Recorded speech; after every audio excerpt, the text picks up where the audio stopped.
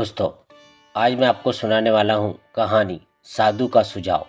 कांची नगरी में एक मूर्तिकार रहता था। दूर दूर तक उसकी ख्याति फैली हुई थी। वह इतनी सुंदर मूर्ति बनाता था कि देखने वालों को ऐसा लगता था कि मानो कोई व्यक्ति ही साक्षात सामने खड़ा हो। दूर दूर से अनेक धनी व्यक्ति अनेक राजा और मूर्तिकार को बुलाते, पर यह विडंबना ही थी कि उसके अपने देश का राजा उसकी कला का आदर नहीं करता था। यही नहीं, वह उस पर कभी कोई आरोप लगाकर उसे दंड देता था। मूर्तिकार इस बात से दुखी रहा करता था। उसने राजा को प्रसन्न करने के बहुत सारे उपाय किए।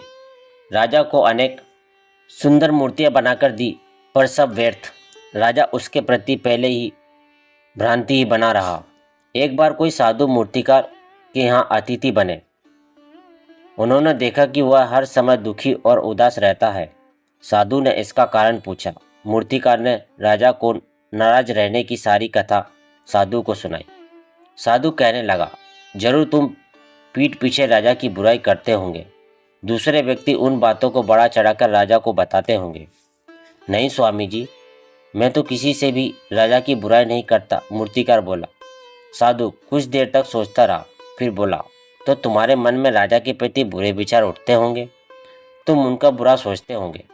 नहीं, ऐसा भी नहीं है, मूर्तिकार बोला। तुम राजा के विषय में आखिर कुछ तो सोचते होंगे, साधु पूछ रहा था।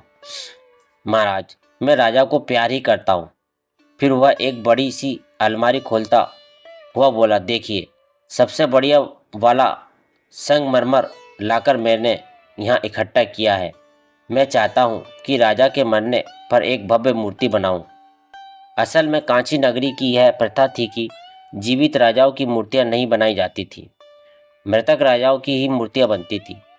तब उन्हें राजभवन में बने एक मंदिर में सजाया जाता था। मूर्तिकार की बात सुनते ही साधु सिर हिलाते हुए बोला, वत्स, अब मेरी समझ में सारी बात आ गई है।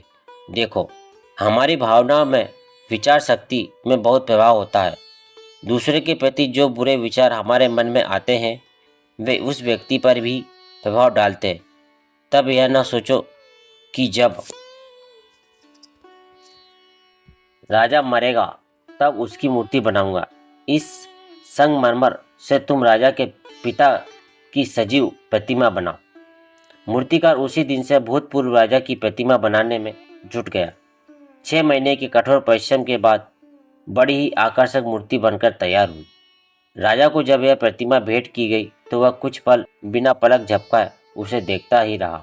उसे लगा कि मानो उसके पिता साक्षात रूप से उसके आगे खड़े हुए हैं। राजा ने मूर्तिकार को अनेक बहुमूल्य पुरस्कार दिए।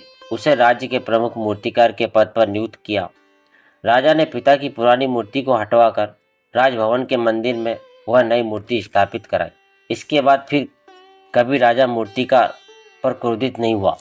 कहानी अच्छी लगी हो तो वीडियो को लाइक कर दे, चैनल को सब्सक्राइब कर दे और ऐसे इंटरेस्टिंग कहानियों को सुनने के लिए बेल आइकन को भी दबा दें।